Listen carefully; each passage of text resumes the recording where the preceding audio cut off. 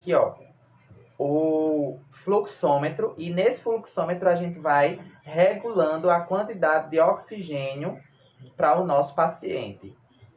Tá certo? Entenderam? E esse relógiozinho também, a gente oferta a quantidade de oxigênio. Nesse potezinho aqui do lado, a gente vai ter o que a gente chama de umidificador, né? Umidificador. Para quem entrou aqui no Instagram agora, foi que caiu a conexão. Isso daqui é um umidificador.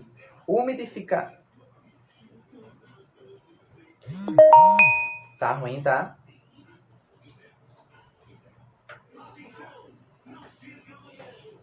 O seu também tá horrível pra mim.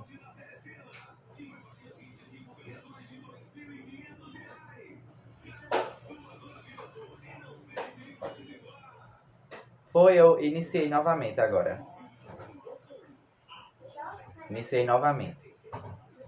Então, olha só, a gente tem aqui o umidificador. Para que serve esse umidificador? O umidificador, ele serve para a gente umidificar o ar que vai entrar no nosso paciente, né?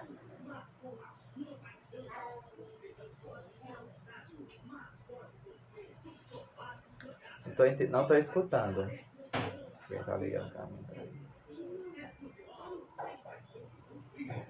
Estão ouvindo melhor? Estão ouvindo melhor agora? Pronto. Então, o umidificador, ele serve para umidificar o oxigênio do nosso paciente, né? Para umidificar o oxigênio. Então, o que é que a gente coloca nesse umidificador? A gente coloca água destilada. E essa água destilada, ela vai umidificar o ar do nosso paciente.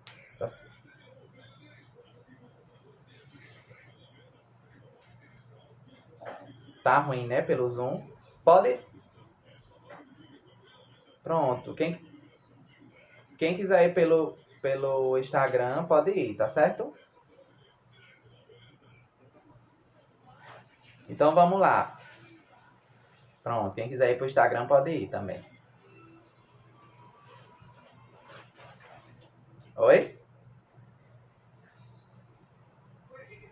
É @louro.gonçalo, com calo, com 2 L's.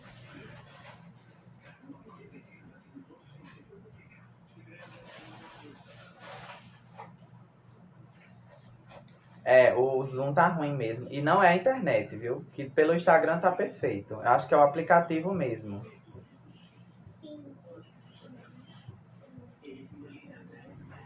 Então vamos lá, mas vamos continuando, que já tem gente no Instagram. Já tem 12 pessoas entrando no Instagram e pelo Zoom.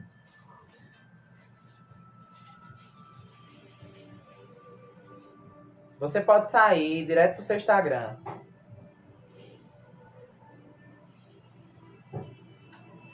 Então vamos lá. O umidificador, tem não, só não compartilha a tela. Não. Vocês podem, se vocês tiverem 2 dispositivos, 2 celulares, vocês acompanham o compartilhamento em um e acompanham pelo Instagram no outro. Acho que fica melhor. Né?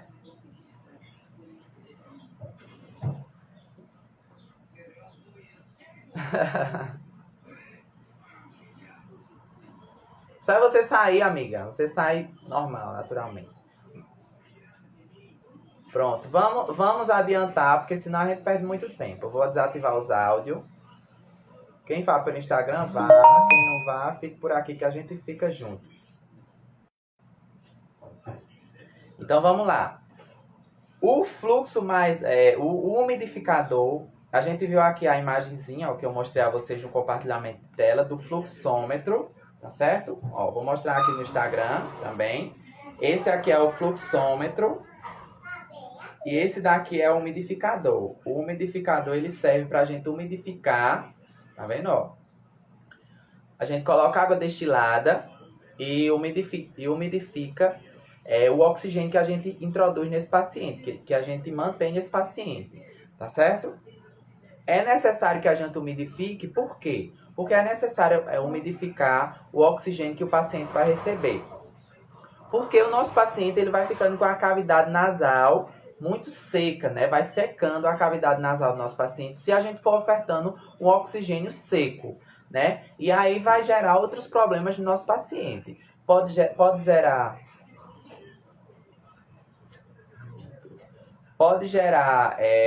problemas de as fossas nasais do paciente ele vai ficar aí ressecada, né? E a gente precisa umidificar esse oxigênio para que ele não venha ter outros tipos de problema, tá certo? Os sistemas de alto fluxo, que a gente já comentou também, os sistemas de alto fluxo são capazes de fornecer uma alta concentração de oxigênio acima do que uma pessoa é capaz de inspirar e é indicado em casos mais graves, em situações de hipóxia provocada por insuficiência respiratória, enfisema pulmonar, edema agudo de pulmão ou pneumonia, tá certo? Então, no sistema de alto fluxo, a gente tem a máscara de Venturi, né? O que seria essa máscara de Venturi? A máscara de Venturi, ela é uma máscara de sistema de alto fluxo para a gente ofertar oxigênio para o nosso paciente. Nessa máscara, a gente vai ter dosadores que a gente vai regular a oferta de oxigênio do nosso paciente, né? Então, nós temos aqui uns bicozinhos dosadores, que é modificado por cores, ó. Quem está aí no Zoom consegue ver, e eu vou mostrar aqui para quem está no Instagram, tá certo? Esses bicozinhos aqui dosadores, ó. Tá vendo? Esses bicos dosadores coloridos, eles servem para a gente regular a oferta de oxigênio do nosso paciente. Então, como a gente já falou, o sistema de alto fluxo, a máscara de Venturi, ela oferta uma quantidade maior de oxigênio para o nosso paciente, tá certo? O paciente ele vai receber mais oxigênio, Vamos lá. A máscara de Venturi é a maneira mais comum desse tipo de oxigenoterapia, sendo que possui diferentes adaptadores que servem para oferecer níveis de oxigênio exatos e diferentes, de acordo com a cor. Por exemplo, o adaptador rosa oferta 40% de oxigênio em uma quantidade de 15 litros por minuto. Então, a gente viu que o nosso ar ambiente ele possui apenas 21% de oxigênio. Mas se o nosso paciente com 21% de oxigênio ainda estiver necessitando de oxigenoterapia, a gente pode partir para um fluxo de catéter de O2. Se com o catéter de O2, o catéter tipo óculos, o paciente ainda não conseguir suprir o seu nível de oxigênio que ele necessita, a gente pode ir para um sistema de alto fluxo, né, através tudo da prescrição médica. Colocar a máscara de Venturi no nosso paciente. É uma máscara normal, porém ela não tem reservatório, né? Ela vai ser colocada no nariz e na boca do nosso paciente, vai vir com um fluxozinho e tem o dosador colorido, que é esse que a gente mostrou aqui, tá certo? O dosador ele é diferente por cor, porque cada cor ela oferta uma quantidade de oxigênio diferente.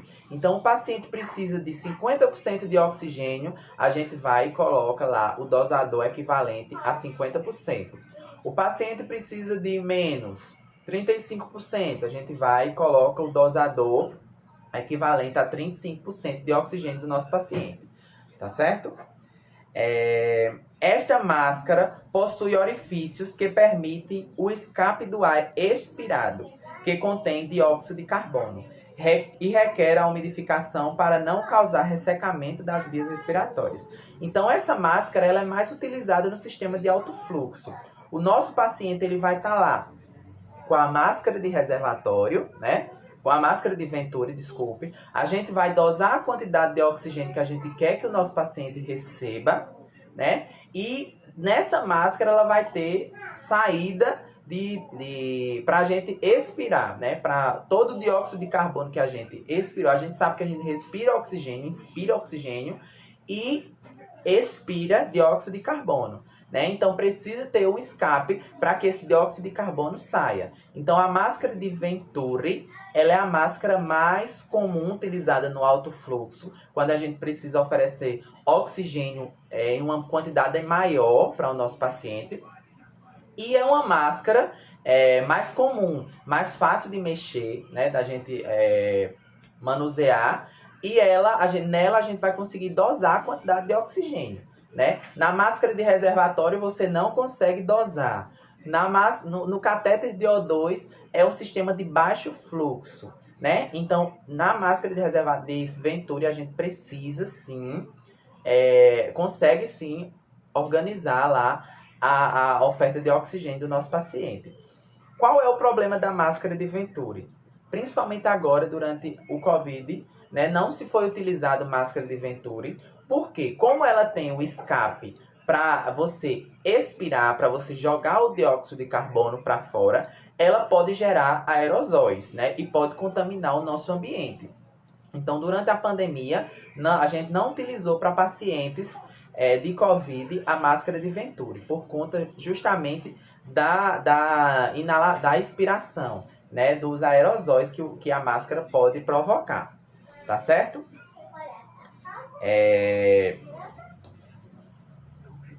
Além da máscara de Venturi, que é o que a gente mais utiliza, existe também a ventilação não invasiva, né? Que é um procedimento restrito do fisioterapeuta. Porém, a enfermagem ela acompanha o fisioterapeuta nesse procedimento. Por quê?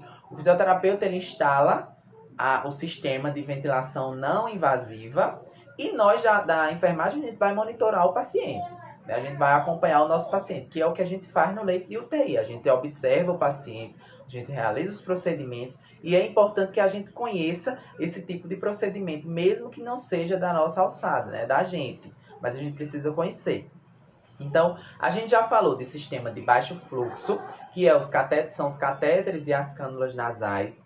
Sistemas de alto fluxo, que são as máscaras de reservatório, as máscaras de Venturi. E nós temos também, como sistema de alto fluxo, a ventilação não invasiva, que é a famosa VNI, tá certo? O que é VNI? Ventilação não invasiva. A ventilação não invasiva, também conhecida como VNI, consiste em um suporte ventilatório que utiliza a pressão positiva para facilitar a entrada de oxigênio nas vias respiratórias.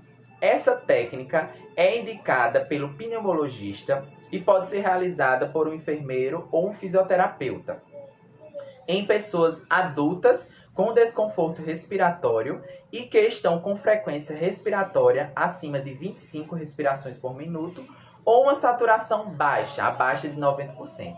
Então, por exemplo, vamos lá pensar, que a gente precisa pensar, né? Meu paciente chegou com insuficiência respiratória, ele está na UTI. Por quê? Porque ele tem aí um risco de instabilidade, né? A gente só recebe paciente na UTI se ele tiver risco ou se for um paciente grave. Ele está lá com uma frequência respiratória muito alta, acima de 25,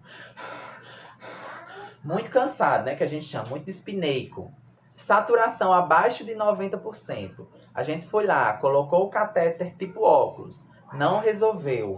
Colocou a máscara de reservatório, não resolveu. Colocou a máscara de Venturi, não resolveu. Antes de entubar o paciente, a gente ainda tem uma alternativa, que é a ventilação não invasiva.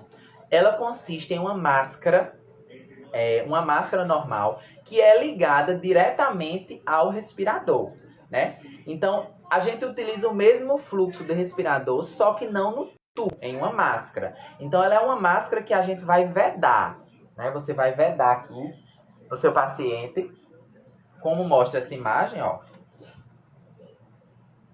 A imagem que está no compartilhamento de tela, ó, esse é um senhor que está com uma máscara de VNI. Ó.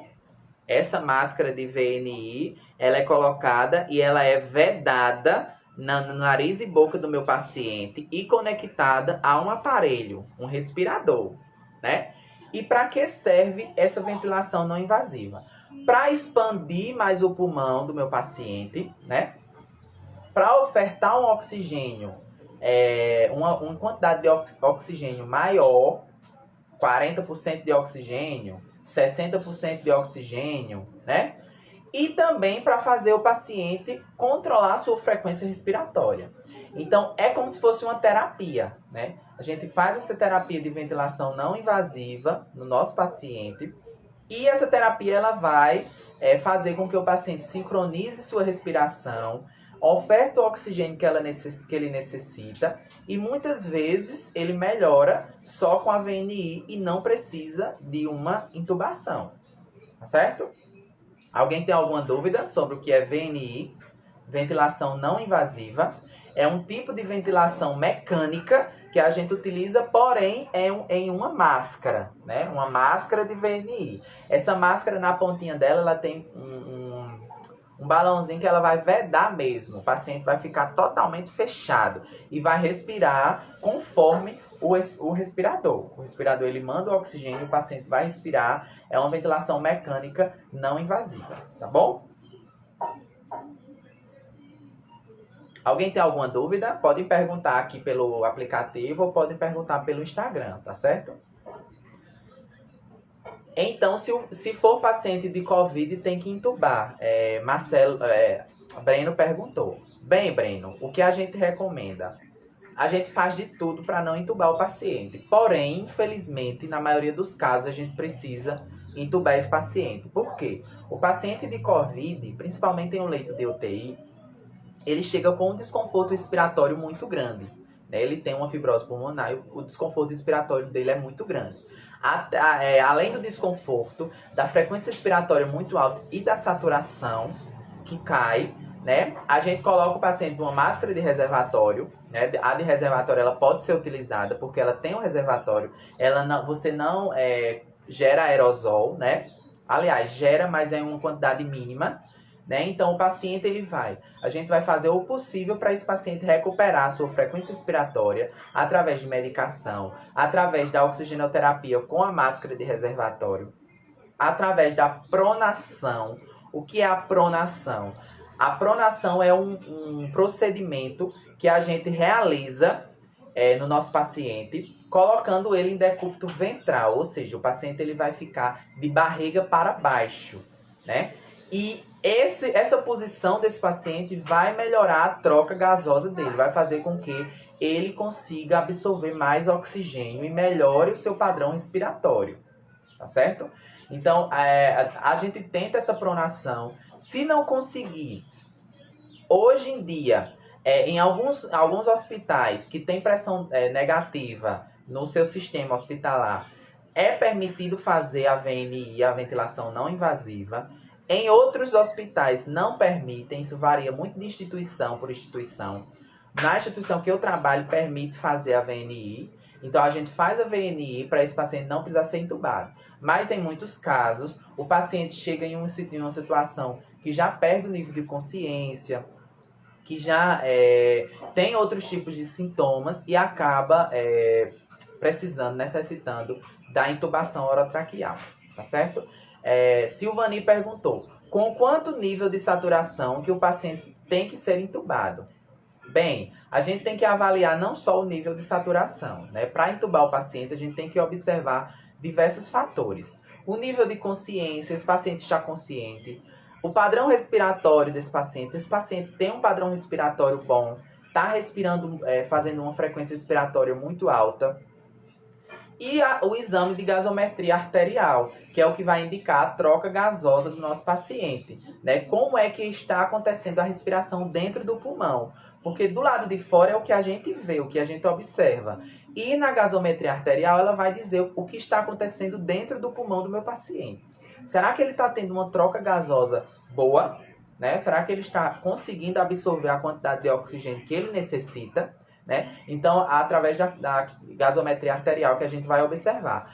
Geralmente, o nível de saturação do paciente que ele vai precisar ser intubado é ali. Se ele chegar a 70%, 60%, e a gente tentar de todas as formas e não conseguir melhorar essa saturação, Aí o médico vai decidir se intuba ou não, tá certo? Mas antes de intubar o paciente, a gente tem que tentar de diversas formas, porque a intubação, ela é um procedimento muito invasivo, né? A gente precisa sedar o paciente vai ficar sedado através de drogas sedativas, né? Ele vai decair, ele vai criar outros problemas.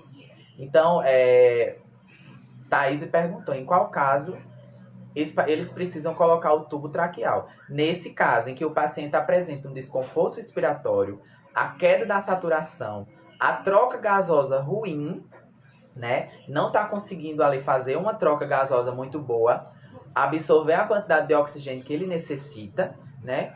E o paciente a gente vai tentar de todas as formas, através de máscara de reservatório, máscara de Venturi, ventilação não invasiva. Se nada disso der resposta, a gente precisa entubar o paciente. Aí você pergunta, mas aí minha avó, minha tia, chegou no hospital e já foi logo entubada. Ninguém fez nada para tentar. Existem casos em que o paciente, a gente não pode esperar. A gente precisa entubar o paciente de verdade. Pacientes com perda de nível de consciência, pacientes de acidentes graves, TCE, trauma crânioencefálico, a gente precisa entubar logo para preservar esse paciente, tá certo? Pacientes antes de terem complicações piores, que a gente sabe que vai precisar de uma intubação, né? O que a gente vê muito aí no COVID, às vezes o paciente ele está conversando com a gente, né? Ele está conversando normalmente, mas a troca gasosa dele está terrível, ele está com frequência respiratória muito grande, ele está com a saturação caindo, então mesmo ele conversando aparentemente bem, a gente precisa entubar. São vários critérios que levam à intubação, tá certo? Nós temos também a ventilação mecânica invasiva. A gente viu a ventilação mecânica não invasiva e agora a gente vai ver a ventilação mecânica invasiva. O que é ventilação mecânica invasiva? Se a ventilação mecânica não invasiva é aquela que coloca só a máscara, não invade o paciente, a ventilação mecânica invasiva é aquela em que a gente... Diga. Pode falar, Simone.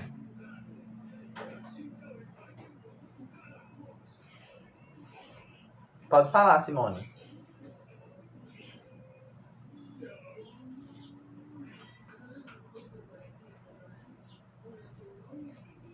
Pode falar.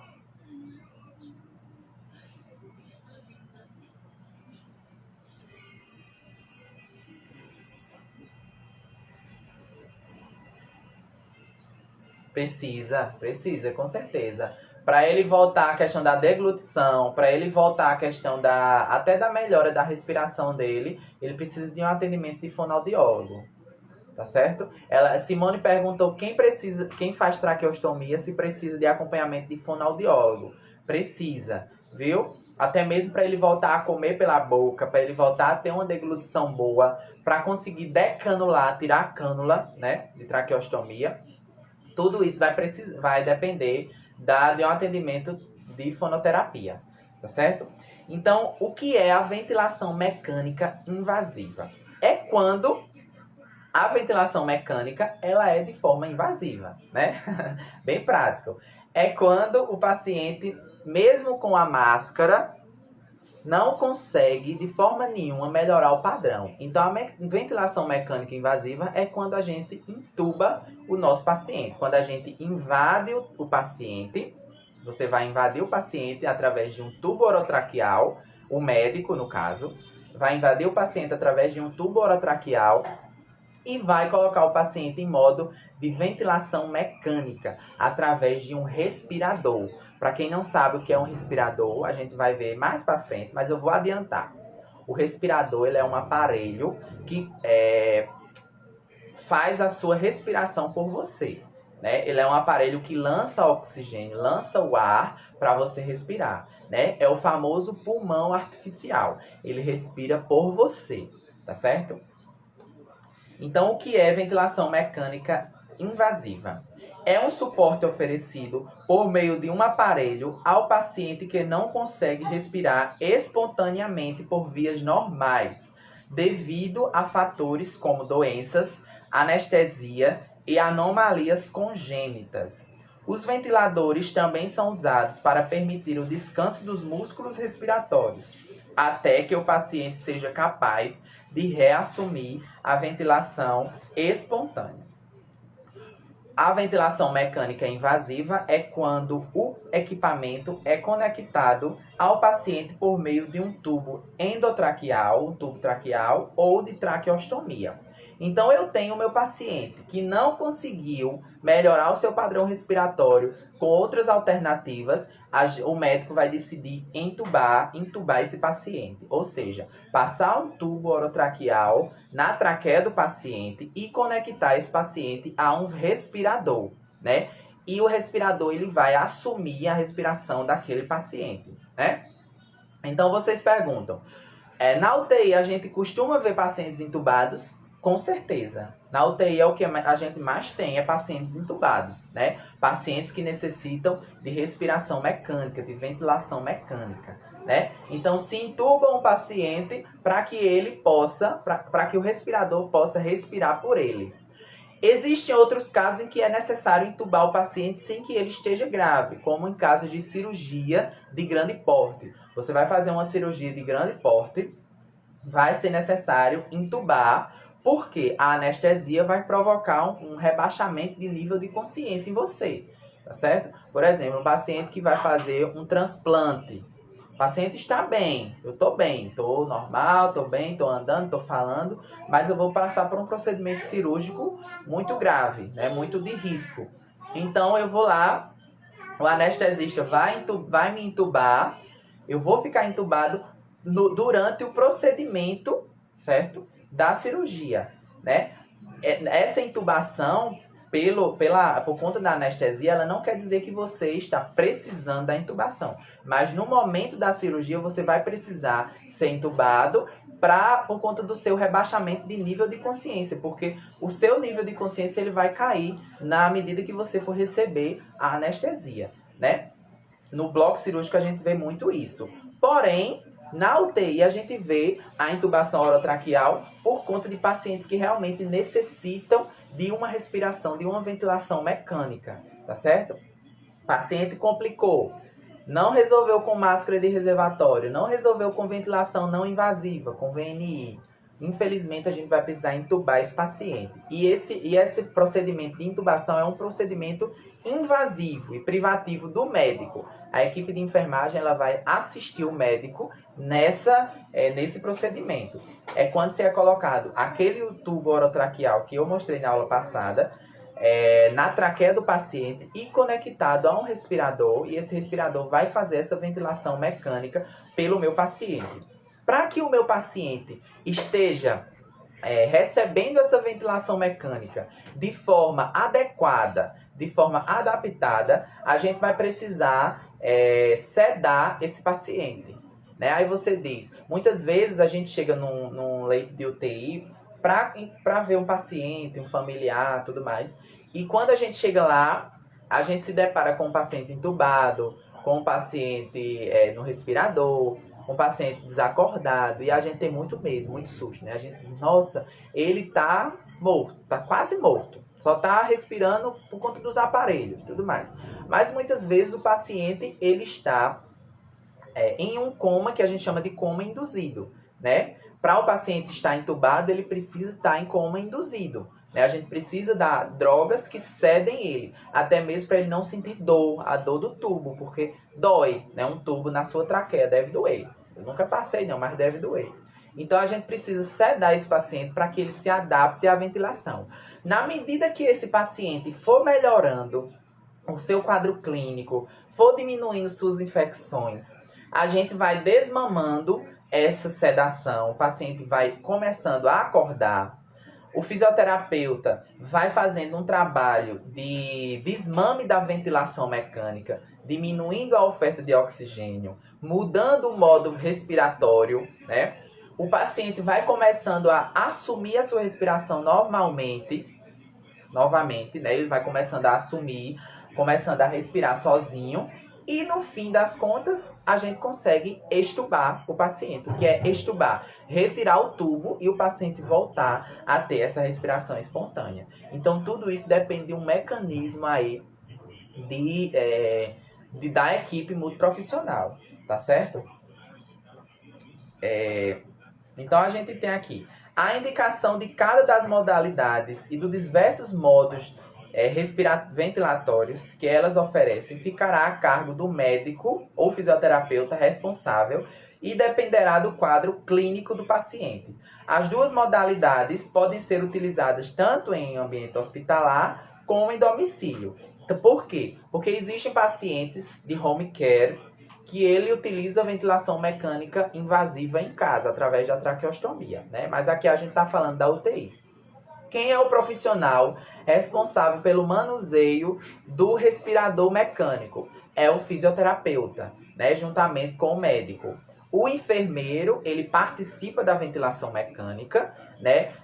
Colocando os parâmetros, preparando o respirador, mas quem assume a questão de recrutamento pulmonar, de desmame de ventilação, é o fisioterapeuta, tá certo?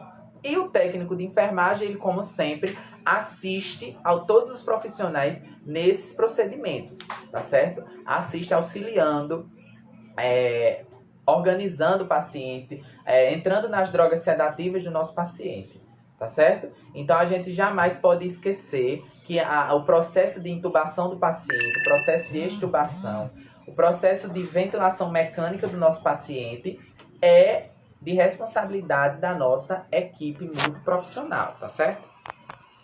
Vou colocar aqui o celular para carregar na live. Para se carregar, pronto. Alguém tem alguma dúvida? Então, a gente fala muito sobre intubação orotraqueal. O que seria o tubo orotraqueal? Eu mostrei na aula passada, quando a gente viu o manuseio de dispositivos, né? E a gente tem aqui, ó, tubo orotraqueal. Conhecido pelos profissionais como TOT, tubo orotraqueal. É um dispositivo médico hospitalar estéril, né? O que é uma coisa estérea, livre de qualquer micro-organismo, invasivo, utilizado em pacientes quando há necessidade de submetê-los à ventilação mecânica, ou seja, quando o respirador artificial assume a respiração e inspirações naturais. Então, o tubo orotraqueal ele é utilizado para a ventilação mecânica invasiva, tá certo? A gente tem aqui a foto do tubo orotraqueal, ó, ele é de um plástico, certo? Ele é feito por um tipo de plástico de silicone. E ele tem um balãozinho embaixo, na pontinha dele, que a gente chama de cuff. C-U-F-F. Cuff. O cuff, ele serve para vedar a traqueia do nosso paciente, para que ele não bronquiaspire secreções que estariam na boca e que ele não está conseguindo deglutir. Tá certo? Então, a gente tem aqui esse dispositivozinho, que é o balãozinho do cuff, que o fisioterapeuta ele vai medir para ver se esse cuff está funcionando, se esse balãozinho está prestando direitinho, tá certo? E esse tubo orotraqueal ele vai variar de tamanhos. Vai ter um tubo orotraqueal maior, vai ter um tubo menor, e assim o médico vai escolher de acordo com o seu paciente. Geralmente em mulheres é mais fino, em homens grandes é mais grosso. Esse tubo pode variar de 6 até 9. E em crianças é pequenininho, é diferenciado, tá certo? É um tubozinho menor, tá bom? Então, esse é o tubo orotraqueal. É o que vocês mais vão se deparar dentro de leito de UTI, com pacientes utilizando o tubo orotraqueal. Na intubação com o tubo orotraqueal, o tubo é inserido dentro da traqueia do paciente através da via oral ou nasal. Já na intubação com o tubo de traqueostomia, a inserção da cânula é realizada através do procedimento cirúrgico na região da traqueia. Além disso, o tempo de permanência entre os dispositivos é de suma relevância. Suas utilizações estão associadas a possíveis riscos adversos, como danos na traqueia, danos nas cordas vocais e infecções do trato respiratório. Dessa forma, o tempo indicado para a utilização de um tubo endotraqueal não deve exceder 7 dias. Após esse período, se o paciente ainda precisar de ventilação mecânica, será necessário o procedimento de traqueostomia. Pode falar. Tá melhor lá, né? Pode ficar. Viu? Então, aí perguntaram aqui, eu não sei quem foi. Então, para utilizar esse tubo é feito primeiro uma pequena cirurgia. Pode-se dizer de urgência. Não é uma cirurgia, é um procedimento, né? O médico ele faz um procedimento. Ele é um procedimento rápido, se o médico conseguir fazer de primeira, né? Deita o paciente, seda o paciente, a gente vai colocar o sedativo.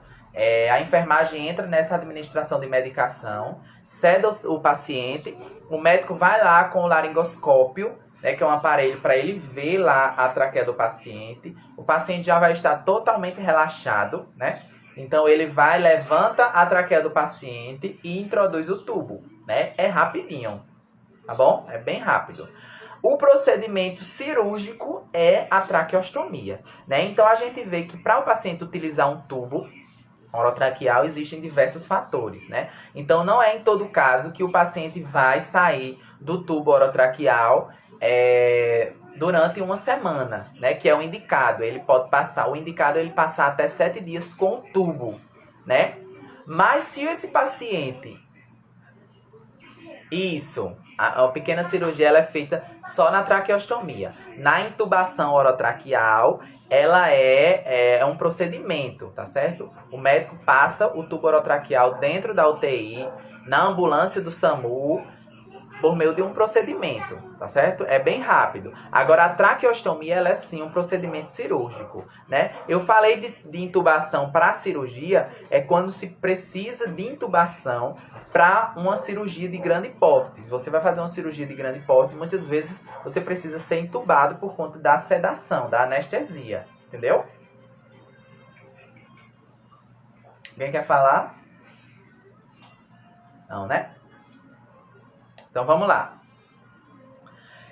Então, como eu falei, a intubação orotraqueal, ela é indicada para ficar até 7 dias apenas. Porém, existem pacientes que com 7 dias, 15 dias, não conseguem sair da ventilação mecânica. Ainda permanecem, não respondem bem aos tratamentos e permanecem ainda na ventilação mecânica. Então, o que acontece? Outra alternativa para manter essa ventilação mecânica é a traqueostomia. A traqueostomia, ela é um procedimento cirúrgico, porém, ela é realizado dentro da UTI. Como eu falei no início, na nossa primeira aula, a UTI ela também realiza procedimentos cirúrgicos simples, tá certo? Simples. Não vamos confundir. Então, o paciente ele está aí com 15 dias de tubo orotraqueal. O que é que isso pode ocasionar de ruim para ele? Ele pode ter lesão de traqueia por estar com o tubo orotraqueal. O nível de infecção também, ele pode ter lesão nas cordas vocálicas. Então, passou ali dos 7 dias, a gente já programa uma traqueostomia. O paciente vai estar lá intubado, sedado. A gente entra em contato com a família do paciente, pede autorização para realizar essa traqueostomia. Se a família autorizou, programa aí com o cirurgião. Quem faz é o cirurgião, certo? Cirurgião cabeça e pescoço, da especialidade de cabeça e pescoço. Programa com o cirurgião vai lá e faz a traqueostomia. O que seria essa traqueostomia? A traqueostomia é um procedimento cirúrgico realizado para possibilitar a entrada de oxigênio em situações em que a passagem de ar está obstruída. Para isso é feita uma abertura, ou seja, um estoma, na parede da traqueia por meio de um tubo de metal ou de plástico chamado de cânula. Internamente é fixado um tubo composto por um filtro, que ajuda a substituir as funções de boca e do nariz, filtrando e umidificando o ar. Na sequência, é feita a conexão do aparelho de respiração artificial com a ponta da cânula. Então, aqui, ó, nós temos aqui uma imagem de um Uma imagem aqui de uma cânula de traqueostomia. A traqueostomia, ela é mais confortável para o paciente, né? A traqueostomia, para quem não sabe, ele é um procedimento cirúrgico, onde é feito uma abertura cirúrgica aqui, ó, na traqueia do paciente, tá vendo, ó? Nessa região aqui da traqueia, o cirurgião, ele vai lá, ele abre todas as camadas até chegar na traqueia do paciente. Quando ele chega na traqueia do paciente, ele vai introduzir esse tubo, que é um tubozinho menor, o tubo de traqueostomia, a cânula, que a gente sabe. Tira o tubo grande, o tubo orotraqueal, e introduz essa cânula.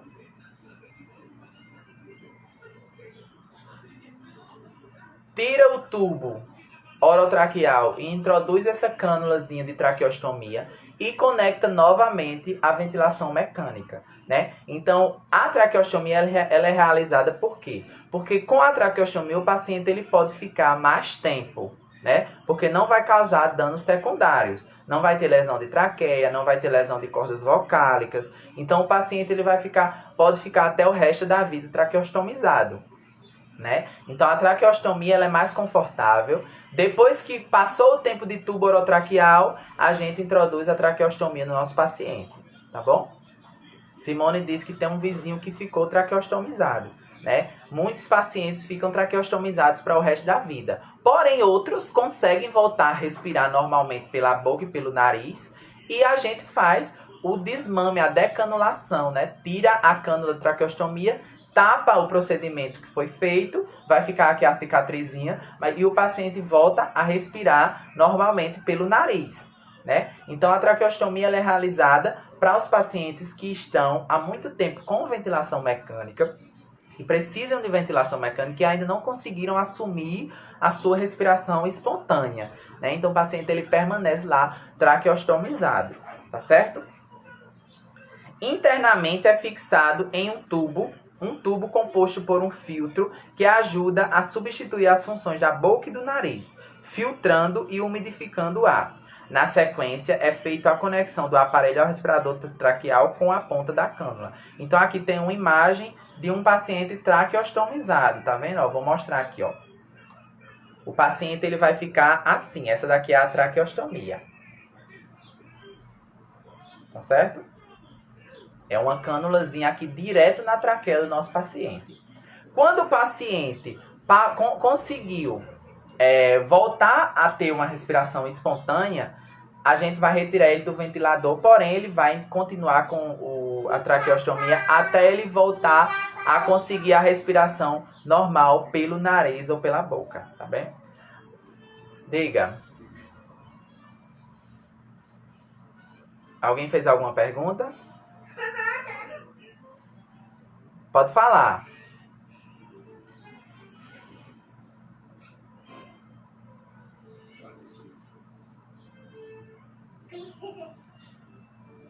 Pode falar.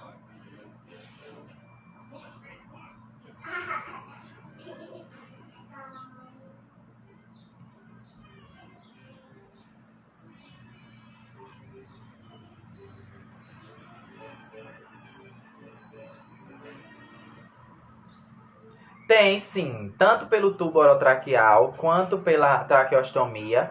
Existe o risco de pegar infecção respiratória, sim. Por isso que é importante o manuseio correto desse paciente que a gente vai fazer, né? Quem faz é a enfermagem. A higienização, a aspiração traqueal. A gente precisa ter um cuidado especial para que esse paciente não venha ter complicações. Tem uma pergunta aqui no Instagram. Acontece de ficar traqueostomizado em problema respiratório pulmonar crônico? Sim.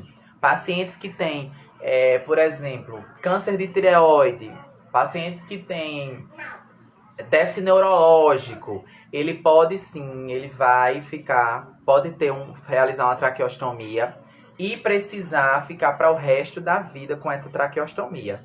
Tá certo?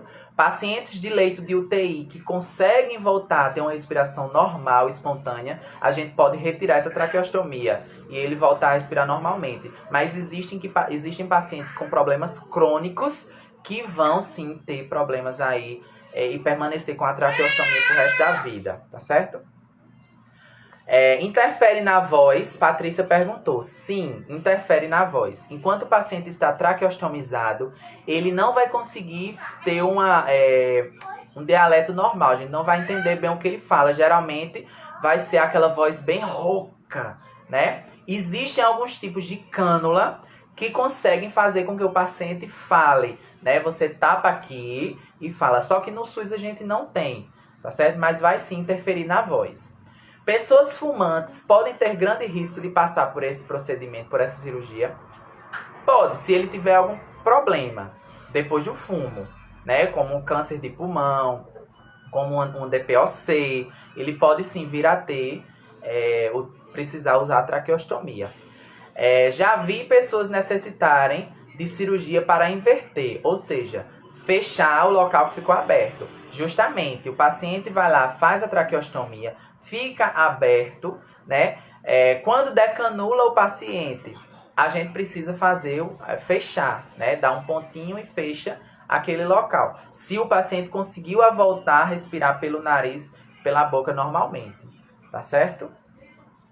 Incomoda muito o local ficar ali aberto ou para o paciente é normal. Com o tempo vai se tornando normal. Porém, pacientes que têm traqueostomia, eles sentem muita tosse, né? Muita vontade de tossir. Por quê? Porque é uma cânula, é um corpo estranho que fica ali na traqueia e qualquer mexidinha fica coçando. É tanto que na nossa aula prática vocês vão ver. Quando a gente mexe no paciente traqueostomizado, até no paciente entubado, você mexeu no tubo ou mexeu na traqueostomia, ele vai ter aquele reflexo de tosse. E muitas vezes o pessoal tem muito medo, né, que acha que o paciente está morrendo, mas não é. Ele tem um reflexo de tosse mesmo, porque é um corpo estranho que vai estar ali mexendo na sua traqueia e você vai sentir aquela vontade de tossir, tá bom? Vamos lá, a aula está maravilhosa hoje.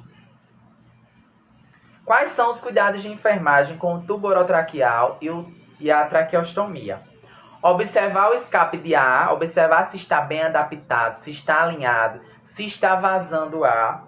Manter o cuidado para não remover, que é aquilo que a gente sabe. Muitas vezes o pessoal vai dar banho e não tem cuidado e já vi pacientes que foram extubados na hora do banho, né? O tubo prendeu no canto da cama e arrancou o tubo do nosso paciente. Acontece muito. Podem ter muita náusea. Náusea não, eles vão ter tosse, reflexo de tosse, tá certo?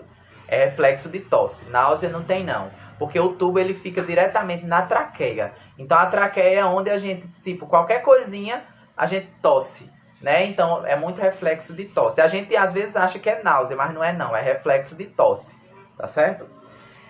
Oferecer conforto ao paciente. Como é que a gente vai oferecer conforto, Lourinaldo, a um paciente que está entubado, traqueostomizado? Sim, através da posição da traqueostomia, através do acolchoado. A gente tem que colocar umas gazezinhas assim, para não danificar a pele. A gente viu que o paciente traqueostomizado e o paciente entubado, ele fica com um fixador, né, com uma cordinha que fica fixando o tubo, fixando o traqueóstomo, né? Fixando a cânula. E a gente precisa deixar essa cordinha confortável para não apertar. Então, são esses cuidados que a gente deve ter ao nosso paciente, tá certo? Então, a gente falou muito sobre ventilação mecânica, respiração mecânica. E eu pergunto a vocês, o que é um respirador mecânico, né? É uma máquina que ajuda na entrada e saída de ar dos pulmões. O aparelho pode ser usado em casos de insuficiência respiratória, distúrbio no qual a concentração de oxigênio no sangue fica baixa e o nível de dióxido de carbono fica alto. Então, o respirador mecânico, eu coloquei até uma imagem aqui, ó, no slide. O respirador mecânico, ele é um aparelho, parece um monitor, uma televisão, tá vendo? E dele tem os gráficos respiratórios e dele vai sair aqui, ó, o circuito de oxigênio, né, que é como se fosse uma mangueira. Essa mangueira é quem vai sair do respirador até o dispositivo do paciente, né? Ou a traqueostomia ou o tubo orotraqueal. Então, esse respirador ele vai enviar. Quem é que manuseia o respirador mecânico? O fisioterapeuta ou o médico, né? Ou o enfermeiro também, tá certo? Respirador mecânico é utilizado para fazer o trabalho do pulmão, isso mesmo. Quando o pulmão está não está com a capacidade de fazer isso. Muito bem. Então, o respirador mecânico, ele é um aparelho, né? Ele é um aparelho que, inclusive, ele pode parar de funcionar. Então, a gente tem que estar atento, porque se o respirador para de funcionar por um determinado tempo longo, nós podemos até perder o nosso paciente, né? Porque ele vai estar ali respirando e vai parar de respirar, né? Então, a gente precisa estar atento. É um aparelho conectado à energia elétrica, tem uma bateria interna que, em caso de queda de energia, ele funciona sozinho, né? Então, enquanto o paciente estiver entubado ou traqueostomizado e estiver necessitando de ventilação mecânica, a gente vai utilizar o respirador mecânico ou ventilador mecânico, tá certo? Justamente, a saturação é imediatamente baixa se o paciente ficar sem esse respirador. E ele pode até morrer, tá certo? Cada paciente vai ter o seu respirador específico. Se o hospital, a UTI, ela tem 30 leitos, vão ser 30 respiradores. Se a UTI ela tem 10 leitos, vão ser 10 respiradores. Um respirador para cada paciente, tá certo? Para fazer essa respiração mecânica no nosso paciente, tá bom? Já são 11h30, mas eu vou continuar, tá certo? Vou continuar um pouquinho mais. Aspiração traqueal. O que seria essa aspiração traqueal? Então, no caso, o técnico de enfermagem, nesses casos, ele é mais para administrar medicação passada pelo médico e para auxiliar os pacientes no que precisar. Isso, justamente. Auxiliar, realizar procedimentos, higiene corporal, troca de curativos, né? Então, o técnico, ele faz isso. Mas ele serve também para assistir, auxiliar nos procedimentos, tá certo? Né? Nos procedimentos de intubação orotraqueal, no procedimento de traqueostomia, nos curativos que a gente necessita realizar, tá certo? Mas o respirador, ele é papel do médico, do fisioterapeuta e do enfermeiro, tá certo? A gente vai estar ali fazendo todo o recrutamento do paciente, mudando os parâmetros para que o paciente saia do respirador e volte a ter uma respiração espontânea normal, tá bom? Então, o que é aspiração traqueal? Eu vou só terminar aqui a aspiração, tá certo? E a gente vai... na próxima aula a gente termina o slide. Se estender um pouquinho a aula hoje, porque foi muito conteúdo. O que é aspiração traqueal? É o procedimento realizado para retirar a secreção do pulmão quando o paciente tem tosse fraca e não consegue colocar a secreção para fora. Este procedimento é realizado com a ajuda do equipamento de aspiração, sonda e luva. Quando o paciente tem cânula de traqueostomia, o ideal é usar uma luva estéril para aspirar a cânula, evitando contaminação. Então, a aspiração traqueal, ela é um procedimento invasivo, né, exclusivo do fisioterapeuta e do enfermeiro. Porém, o técnico de enfermagem, segundo a resolução do COFEN, o técnico de enfermagem ele pode realizar aspiração traqueal em casos de emergência, ou seja, em casos em que o paciente está com muita secreção, está dessaturando, né? Então, o técnico de enfermagem ele pode realizar essa aspiração em casos de emergência e em casos de pacientes crônicos, pacientes traqueostomizados, pacientes de home care, né? Pacientes que já têm aí a traqueostomia há muito tempo ou não vai sair da traqueostomia. Então, com a prescrição do enfermeiro, o técnico de enfermagem pode realizar.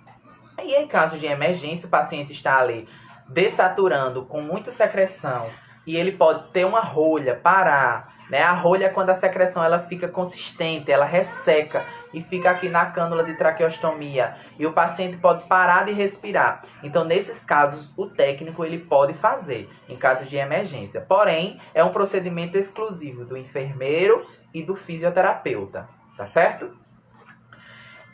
Consiste na retirada de secreção do nosso paciente, né?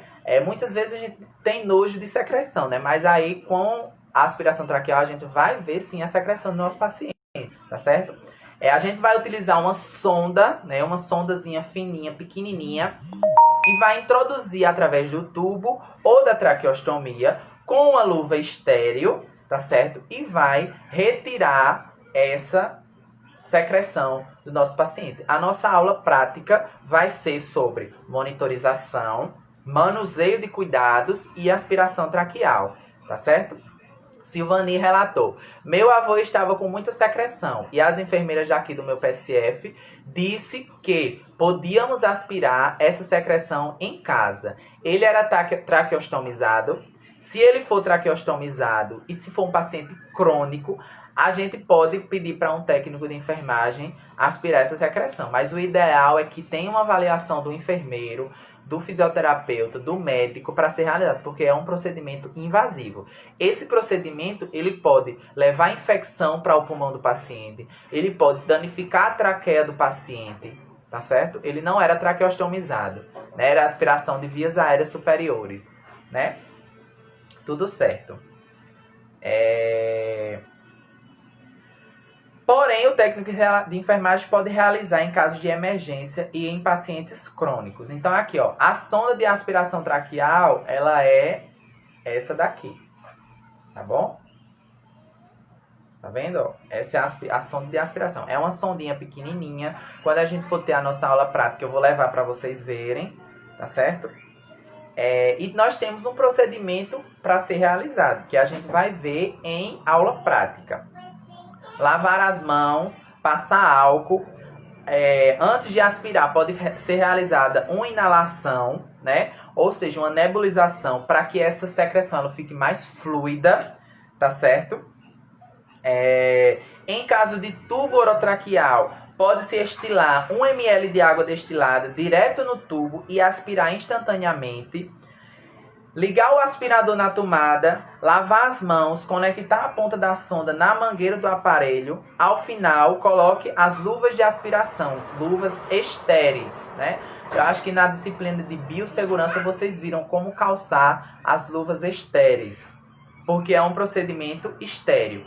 Então, a gente vai introduzir a sonda até o fim do tubo orotraqueal ou da cânula de traqueostomia, com o aparelho ligado. Esse aparelho ele vai estar sugando, é como se fosse um compressor de sugação, né, o aspirador.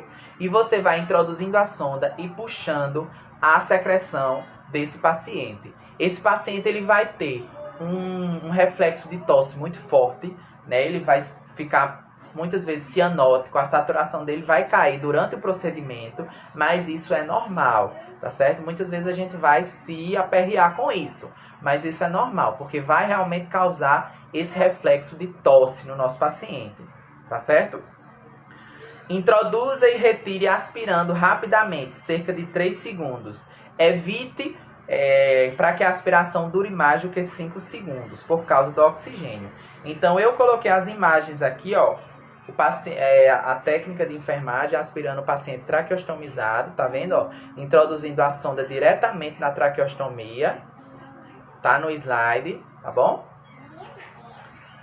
Em alguns casos, pode ser necessário o uso de oxigênio antes e após cada aspiração para evitar que o paciente fique cianótico e evitar que ele tenha hipóxia, né?